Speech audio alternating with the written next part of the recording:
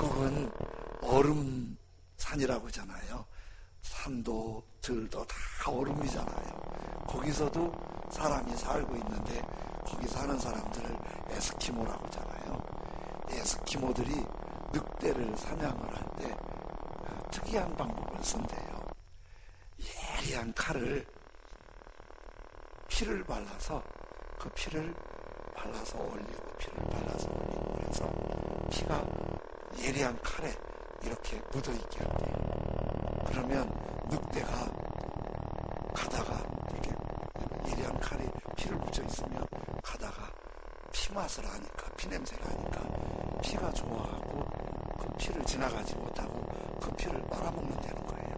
그 칼에서 이제 자기 몬기로 피를 녹이는 거예요. 그래서 녹여서 피가 녹으면 빨아먹고 그러다 보니까 너무 예리한 칼이니까 혀가 상하는 거예요.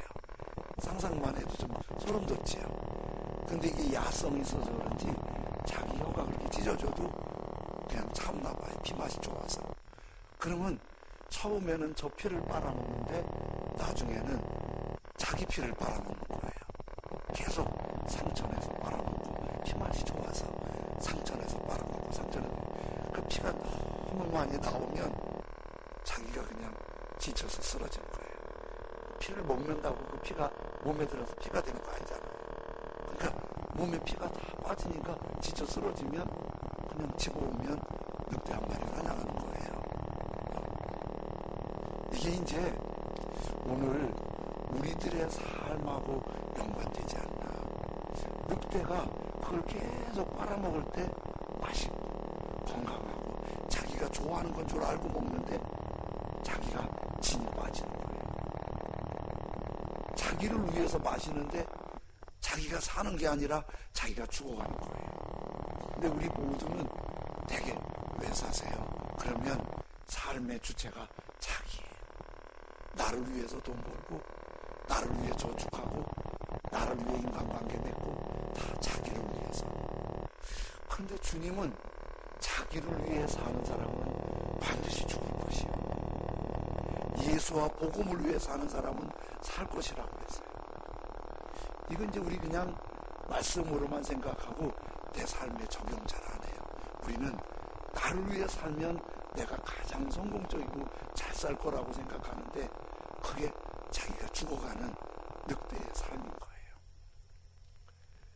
그런데 자기를 자랑하고 자기를 위해 살고 자기를 위해 열심히 하면 든든해서 안전할 것 같은데 사실은 그게 자기 영광을 추구하니까 하나님의 영광과 배반되는 거예요. 그 하나님의 영광은 뒷전에 있고 자기 영광만을 위해 사는 거예요. 하나님의 영광은 뒷전에 있고 자기 영광만을 위해 사는 거예요. 그럼 그게 굉장히 안전할까라는 착각을 하는데 사람이 창조된 하나님의 목적이 뭐냐면 제일이 하나님께 영광이에요. 내 삶이 하나님께 영광 돌리는 거예요. 가룟 유다가 예수님 제자인데 은 30에 팔았어요. 은 30이 적은 돈이 아니에요. 예전에 우리 고향에서 소 한 마리 팔면 큰 목돈 생기는 재산이었어요. 소 한 마리가. 은 30은 아주 장성한 그 외값이거든요. 소보다 비싸잖아요. 그러니까 요즘으로 가면 상당히 2천만 원, 많으면 억대까지 될 만큼 큰 돈을 유다는 참 머리가 잘 돌아가는 거예요. 예수님 어디 있다고 알려주고 저 사람이 예수님이라고 알려주기만 하면 목돈 치는 거예요. 얼마나 야가요. 다른 제자들은 바보 같은 거예요. 그런데 그렇게 예수님을 팔고 자기가 돈을 가지면 자기 돈이 있으니까 사는 거 걱정 없다고 생각했는데 그 돈이 그렇게 쓰고 그렇게 아프고 그렇게 괴로운 줄 몰랐어요. 그 돈 갖다 버리고 스스로 자결했어요. 다 힘들어가고 돈이 다가 아닌데 그거만 있으면 괜찮다는 착각을 늑대처럼 우리들도 간혹하는 거예요. 그래서 예수님 믿고 하나님의 사람들이 결정적으로 변했다는 건 성경을 많이 알고 말을 점잖게 하고 돈 좀 많이 번 게 아니라 하나님의 영광을 위해서, 하나님을 하나님으로 섬기고 하나님의 영광을 위해 사는 고백과 삶이 이어질 때 이게 결정적인 하나님의 사람의 변화예요. 그러니까 내가 진짜 하나님의 사람이냐 이렇게 하면 자기 자신을 혼자서 정리해보면 알아요. 내가 하나님의 영광을 위해 사냐, 나의 자랑, 나의 영광을 위해 사냐. 예수님 탄생하실 때 천사가 이렇게 노래해요. 2장 14절에 지극히 높은 곳에서는 하나님께 영광이요. 가이사 아구스도 황제가 천하는 호족하라 그러니까 요셉이 만삭인 마리아를 부축해서 어렵게 요셉의 고향 유다지파의 고향 베들레헴에 왔어요. 방을 구하지 못해서 마구간에 다리 펴고 잠깐 쉬려는데 진통이 오고 그 마구간에서 마리아가 예수님이 탄생하시도록 한 거예요. 아무도 몰랐다고 그랬잖아요. 예수님이 하나님의 아드님이시고 만왕의 왕이시고 우리 구주라는 걸 알았다면 누가 그렇게 했겠어요? 아무도 몰랐어.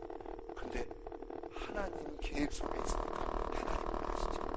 그 계획을 안 천사들은 너무 기쁘고 즐겁게 노래하고 춤추는 거예요. 그 노래가 이렇게 시작해요. 2장 10절 11절에 천사가 이르되, 노래한 거죠. 천사가 무서워하지 말라. 보라, 내가 온 백성에게 미칠 큰 기쁨의 좋은 소식을 너희에게 전하노라. 오늘 다윗의 동네에 너희를 위해 구주가 나셨으니 곧 그리스도 주시니라. 히브리어는요 액센트가 36가지예요. 그래서 이스라엘 말은 우리 한국의 시조 있잖아요. 정사리 표계수야 이렇게 장단 높이가 있듯이 히브리어는 그냥 시편 23편을 읽으면 그게 노래예요. 천사가 저렇게 노래 불러요. 큰 기쁨의 좋은 소식, 예수님이 나셨다. 그리고 그 다음 두 번째 노래가 2장 14절이에요. 지극히 높은 곳에서는 하나님께 영광이요, 땅에서는 하나님이 기뻐하시는 사람들 중에 평안하다. 하나님께 영광이다. 하나님께 영광이라는 말이 뭔 말일까요? 영광이라는 말은 하나님을 기쁘시게 한다는 말인데, 하나님께 영광이라는 말은 예수님 탄생이 하나님이 아주 기뻐하신다는 거예요. 얼마 전에 제가 바누아투에 선교 때문에 다녀왔잖아요. 그 수도가 포트빌라고 다 섬인데 조금 배 타고 가면 입시라라는 섬이 있는데 그 섬에 예루살렘 교회가 있어요. 그 교회 담임 목사님이 폴 바코코토 목사님인데, 이 목사님이 그 교회를 우리 교회 지교회로 하재요. 그러라고 그랬어요. 그 목사님 한번 초청하고 싶어요, 기회가 되면. 근데 거기서 이제 예배를 이렇게 드렸는데 그 교회 대표님이 저한테 선물을 주시는데, 저한테는 아무 필요 없는 선물이에요. 그 나라 국기 내가 뭐 필요하겠어요. 내가 대한민국 인천공항 들어오면서 그 나라 국기 들고 여기 갔다 온다고 그럴 일이 없잖아요. 그 나라 전통 복장 내가 어디서 있겠어요. 그거는 이제 조그마니까 그냥. 그런데 그 하나 선물 하나 더 줬는데 그 나라 돗자리도 우리나라처럼 아주 막 하시는 거 아니고요. 그냥 이렇게 그 나라 막 야자나무 같은 돗자리인가 봐요. 좀 눈이 넣어서. 근데 그 부피가 크잖아요. 내가 잘 받아갖고 집에 가서 선교사님, 이거 필요 없으니까 집만 되니까 두고 갈게요. 그러니까 선교사님, 목사님 그거 안 가져가면 섭섭해하십니다. 진짜 소중한 분한테 드리는 겁니다. 제가 가지고 왔어요. 집에 갖다 놨는데 진짜 쓸모없어요. 필요한 분 있으면 드릴게요. 근데 그 나라는요, 우리는 저 방에다가 장판 깔고 그러지 않아요. 그러니까 흙바닥에다가 그거 하나 깔면 방이더라고요. 그거 깔고 자는. 그래서 여자들이 시집 갈 때 그거 꼭 가져간대. 그게 방이니까. 그냥 이렇게 야자나무 언덕 대강 해놓고 흙바닥에다가 걸어놓고 그 돗자리 깔면 그게 방인 거예요. 내가 좀 그런 생각한 게 좀 미안하긴 하지요. 근데 그분들은 진짜 정성껏 선물했는데 저한테 한 게 아니겠죠. 저를 뭘 한다고 저한테 했겠어요. 하나님 속이는 마음으로 했겠지. 하나님 앞에서 소중한 마음으로 하나님을 기쁘시게 하려고 드렸으니까 저는 그거의 느낌을 잘 이해하지 못하지만 하나님이 기뻐하시고 영광 받으셨다고 믿습니다. 그런데 예수님 탄생이 뭐라고요? 지극히 높은 곳에서 높으신 하나님께 영광이요. 예수님 탄생이 하나님 앞에 그렇게 기쁨이 된 거예요. 근데 사람이 최고 복은 그 하나님을 그렇게 기쁘시게 해드리는 거예요. 구약의 첫 번째 왕이 사울왕인데 처음 왕이 될 때는 아주 겸손하고 착하고 순종하고 하나님 그러니까 하나님 영광을 위해서 하니까 전쟁에 나가면 이기고 국민들한테도 인정과 지지를 받았어요. 그런데 인정과 지지를 받았는데 왕권이 든든해지면서 하나님 잊어버리고 자기를 위해서 자기 왕권을 위해 사람을 죽이려고 자기 왕권을 위해 하나님 말씀 순종하지 않고 자기 왕권을 위해 기도하지 않고 예배하지 않고 자기만을 위해 살아요. 그러니까 그 사울왕한테 임한 벌이 뭔지 아세요? 사무엘상 16장 14절에 이런 벌이 임해요. 여호와의 영이 사울에게서 떠나고 하나님께 영광 돌리지 않고 자기 영광을 따라 사니까 하나님의 영이 떠나버렸어요. 아니, 하나님의 영 없으면 하나님 안 믿겨서 잘 살더라. 근데 그게 아니에요. 여호와께서 부리신 악령이 사울왕을 아주 많이 하는 거예요. 우리는 돈만 있고 든든한 배경만 있으면 살 거라고 생각하는데 그게 아닌 거예요. 왜냐하면 요즘에 예전보다 생활이 훨씬 좋아졌는데 우울증 환자가 얼마나 많아요. 어떤 통계에 보니까 우리나라의 우울증 환자가 잘 몰라서 그렇지 500만에서 600만 정도 된대요. 한 10%는 될 거라고 보는 거예요. 전 인구에. 그러니까 웃고 다녀도 웃는 게 아닌 사람들이 꽤 있다니까요. 여기는 없죠? 그 밖에 나가서 막 웃고 집에 들어가서 혼자 술 마시고 밤새 우는 사람도 있어요. 잠 못 자고. 불안장애, 공황장애. 이건 뭐 만만치 않은 거예요. 이게 사실은 뭐가 문제예요. 치료도 잘 안 돼. 이거는 약을 먹으면 뇌를 마비시키기 때문에 페인 만드는 거예요. 어두운 영이 힘들게 하는 거예요. 이렇게 힘드니까 사울왕이 정신을 못 차리죠.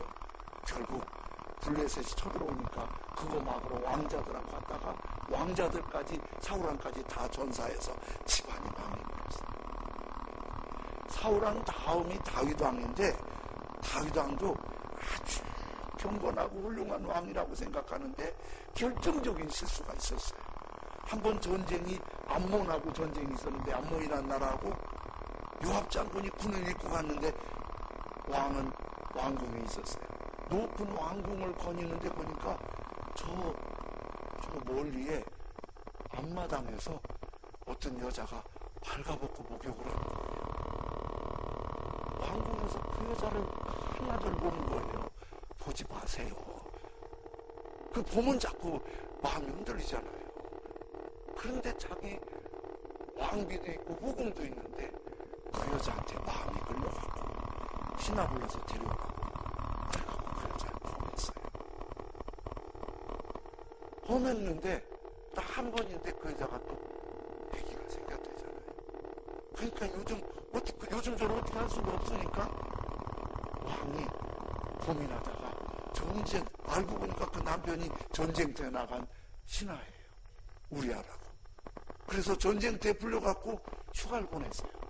남편이 하룻밤 자면 자기 실수를 덮을 수 있을 것 같은데, 근데 휴가를 보내도 이상한 거예요. 우리 상관이 전쟁터에서 목숨 걸고 싸우는데 어떻게 나만 아내하고 즐기냐고 안 가는 거예요. 다윗 왕이 근심이 됐어요.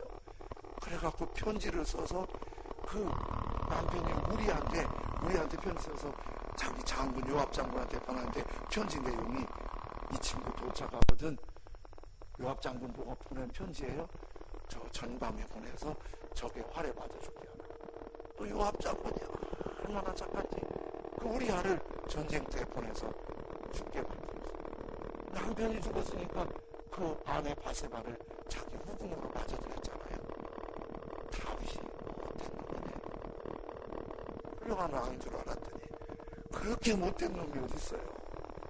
그런데 같이 속였는데 하나님은 못 속이잖아요. 그러면 같이 속이는 것도 하나님은 못 속여요. 하나님이 선지자를 다윗 왕한테 보냈어요. 사울 왕한테 보내면 사울 왕은 선지자 말을 안 들었어요. 다윗 왕은 나단 선지자가 와갖고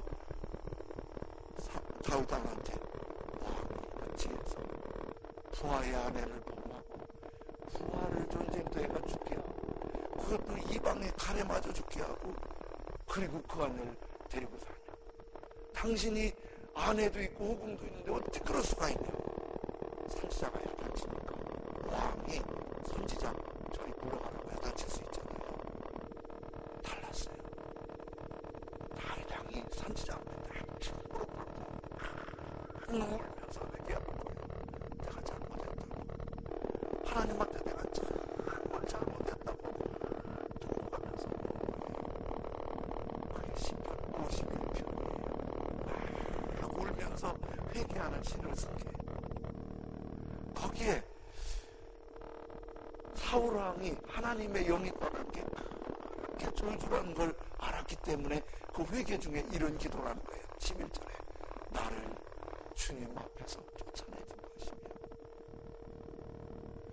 하나님의 성령을 내게서 거두지 마십시오. 회개하면서 내 죄를 씻어주시고 나를 주님 앞에서 쫓아내지 마시고 하나님의 성령을 거두지 마십시오. 그러면서 막 울면서 기도하는 거예요. 하나님이 그 다윗을 용서해 주세요. 그리고 성공한 왕이 돼요. 하나님의 영이 함께합니다. 하나님은요 의롭고 착하고 실수 없는 사람을 찾으시는 게 아니에요. 어차피 저나 여러분이나 모두 실수나 죄 없는 뻔뻔히 하세요. 왜냐하면 다윗처럼 이렇게 은혜를 구하며 회개하는 사람을 찾으시고 그 성령이 내게 거하시면 우리가 하나님의 영광을 위해 살 때 성공하는 인생이 되는 거예요. 자, 이게 중요한 거예요. 그런데 예수님이 이 땅에 오신 게 왜 그렇게 하나님께 영광이죠? 하나님이 제일 기뻐하는 거 헌금을 드리고 또 봉사라고 예배드리고 하나님 기뻐하시죠. 내일 저녁에 우리 핑거푸드 파티 그래서 각자 이렇게 손으로 만들어서 헌신한 거를 이렇게 나눠 먹게 되는데 셀에서 아주 열심히 준비를 해주셔요. 아주 여기저기서 준비를 해서 너무 고맙더라고요. 그런데 많이 준비해 주시는데 이따 오후에 마침 셀에도 들어가고 합의하려고 혼자 기도하고 있는데요. 그런 거예요. 성탄절에 우리만의 잔치만 해서 좀 마음이 좀 그렇다. 좀 주변에도 나눴으면 좋겠는데 그래서 제가 셀에도 정말 수고하시는데 준비한 음식들을 잘 주문해서 우리만 하지 말고 내일 24일 예배 전에 좀 이 동네도 나눠드리자. 상가, 가족들, 만날 수 있는 사람들 조금 나누면서 예수님 탄생을 산다. 좀 나누자. 좀 어려운 사람들을 좀 찾아가려고 이렇게 나갔더니 동네에서 국제로 다 이렇게 하기 때문에 찾고 싶지 않고 어떻게 해야지 너무 어려운 사람 아니라 어디에 사람을 한테 이렇게 하고 군대는 군인간 형제들한테 격려가 되도록 발송을 했고요. 그런데 그런 것도 하나님께 영광이고 하나님의 기쁨이지만 최고 기쁜 건 한 사람이 생명을 얻는 거예요. 생각해 보세요. 강릉 펜션에서 고등학생들이 갔다가 일산화탄소 죽으면서 세상을 떠나는 친구들 있잖아요. 우리 모두 마음 아픈데 그 부모님은 완전히 무너지겠어요. 장례식 소식 전하는데 엄마가 아가야 먼저 가, 꼭 갈게. 그리고 보냈대요. 아무 가슴이 얼마나 아프겠어요. 만일 그 사람 그 친구를 살릴 수 있다면 엄마들이 얼마나 춤추고 펄펄 뛰고 노래하겠어요.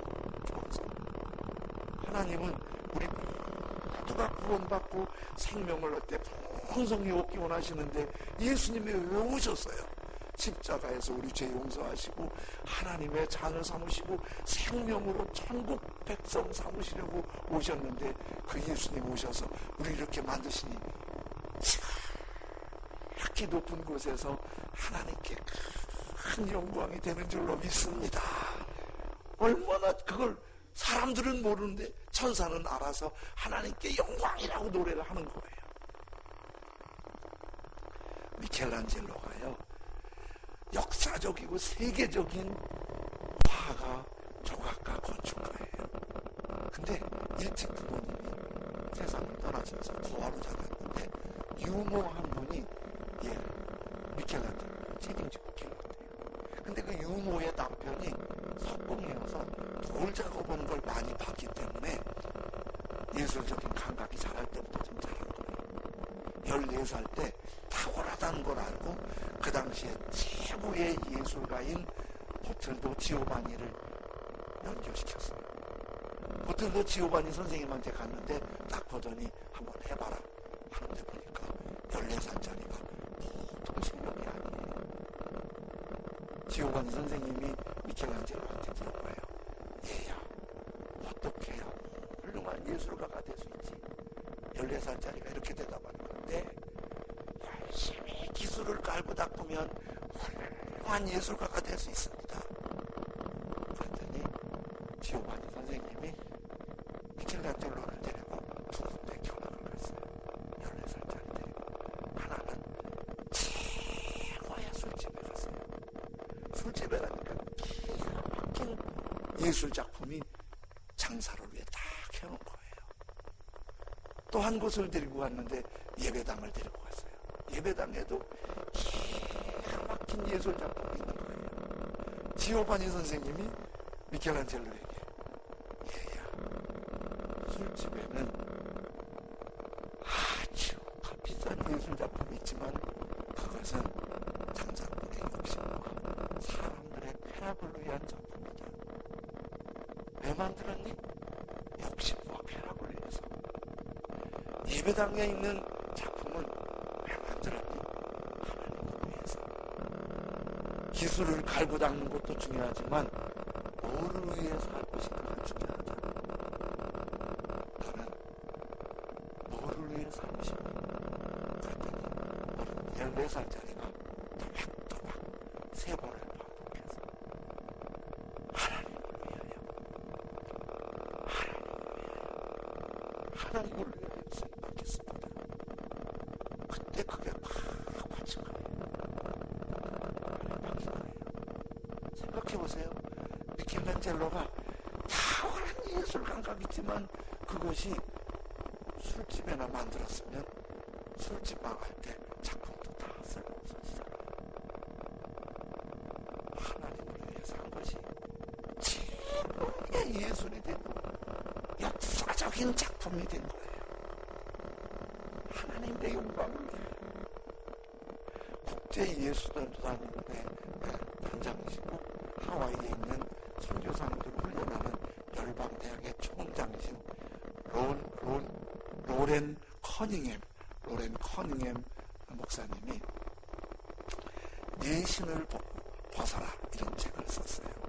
그런데 이 책에 이제 실려진 내용 중에 하나가 미국 피츠버그의 폴 메이어 목사님 소개예요.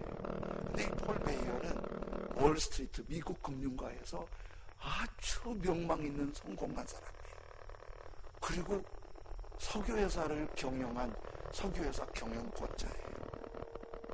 우리도 석유회사 경영권은 얼마나 대단한지 알죠? LG, SK, SOE 경영권이 대단한 거예요. 그러니까 석유회사 경영했지요. 월스트리트에서 유명한 경제인이죠. 이분이 예수님을 은혜 받고 다 내려놓고 신학하고 목사가 돼서 피츠버그 한 교회의 부목사로 사역을 한 거예요. 은혜 받고 나서.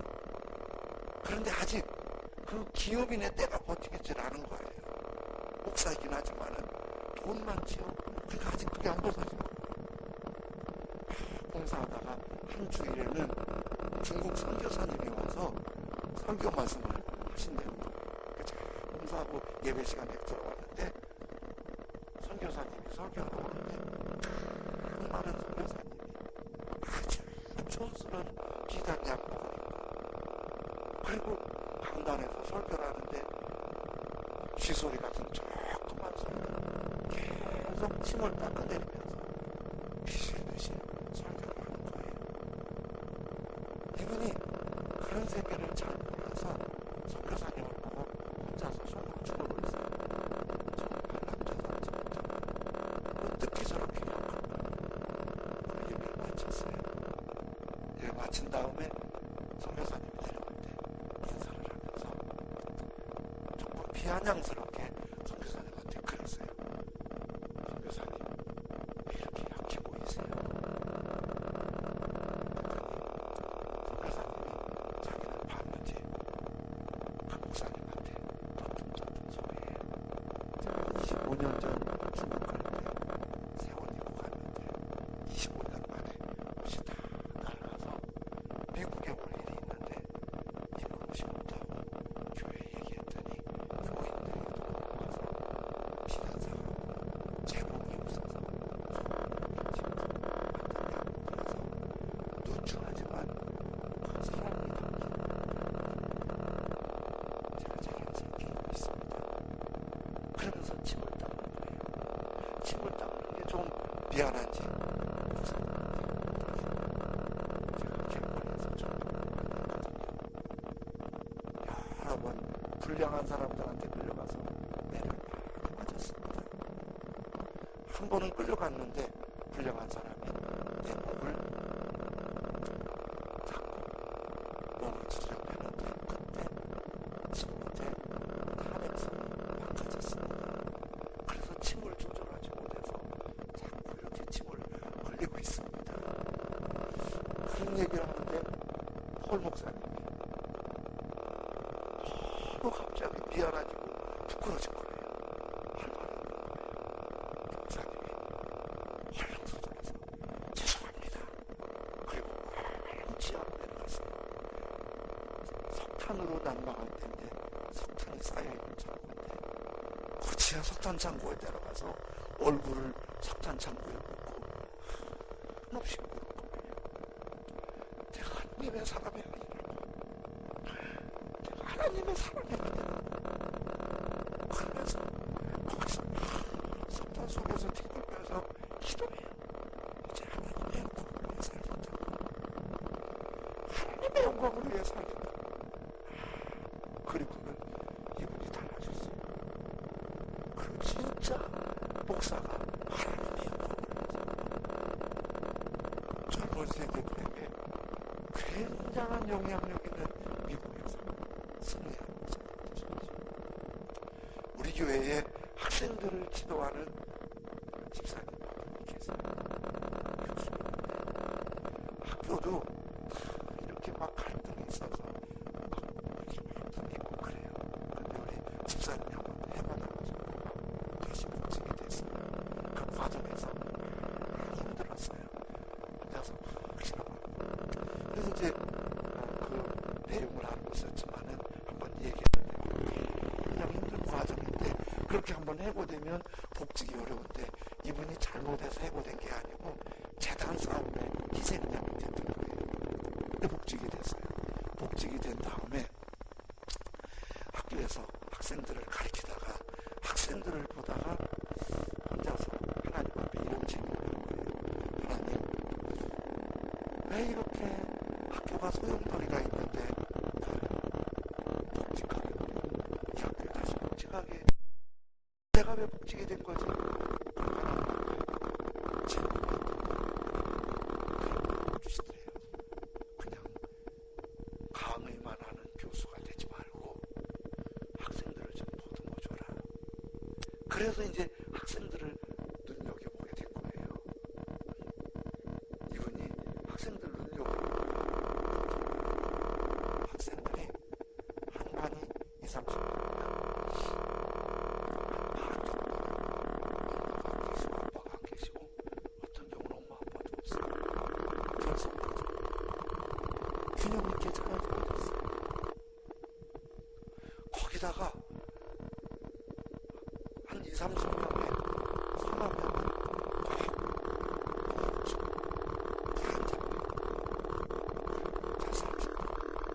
어떤 애 하나 좀 어두워서 배웠더니 교수님을 쳐다보지 못하고 그리고 얘기하다가 엄마 얘기를 그냥 물어버리는 거예요. 가짜없이. 그러다가 엄마 얘기하니까 그냥 물어버리는 거예요. 그냥. 그리고 마음이 열렸는데 제가 분신을 했는데 분신 뒤에 자살하라고 100번을 칼로 건 적이 있는 거예요. 우리 젊은이들이 이렇게 힘든 애들이 많은 거예요. 많지도 않은 젊은이들이. 그래서 내가 그 집사님 진짜 하나님 기뻐하시겠네요. 그랬더니 집사님이 그렇게 말씀하세요. 제가 몇 사람 만나봤지만 아무런 도움이 되지 못하겠어요. 집사님한테 그러세요. 집사님, 도움이 되고 안 되고 떠나서 그들을 돕겠다고 그렇게 아주 좋아하십니다. 우리 알잖아요. 전도한다고 다 예수 믿는 거 아니잖아요.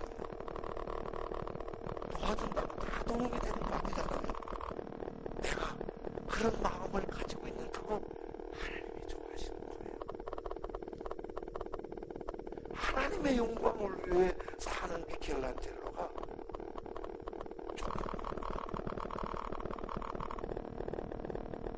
하나님의 영광을 위해 살겠다고 하니까 진짜 성공한 목사가 되는 거예요. 하나님의 영광을 위해 사는 사업가가 진짜 성공한 사업가가 되는 거예요. 아니 우리가 어떤 큰 업적을 남겨서가 아니라 내 인생에 그래도 하나님 기뻐하시도록 살면 지극히 높은 곳에서 하나님께 영광인 예수님처럼 우리가 이 모습 이대로 하나님께 영광이 될 줄로 믿습니다. 그래서 지난번에 그런 찬송 한번 더 부를 텐데 내 눈 주의 영광을 보네.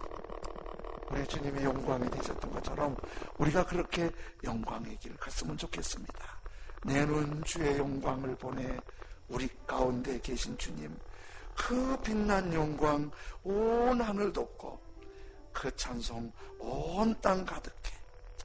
내 눈 주의 영광을 보내. 찬송 가운데 서신 주님, 주님의 얼굴은 온 세상 향하네. 권능의 팔을 드셨네.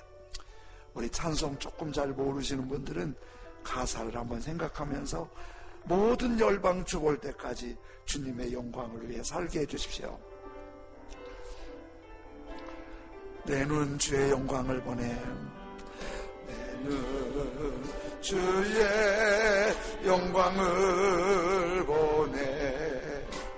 우리 가운데 계신 주님 그 빛난 영광 온 하늘 덮고 그 찬송 온 땅 가득해. 내 눈 주의 영광을 보내.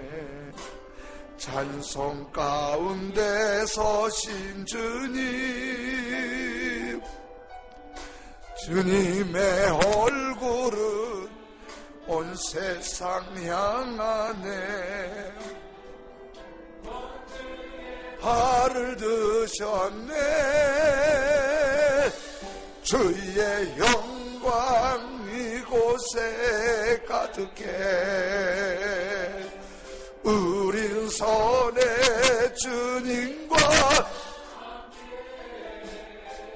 찬양하며 우리는 전진하리.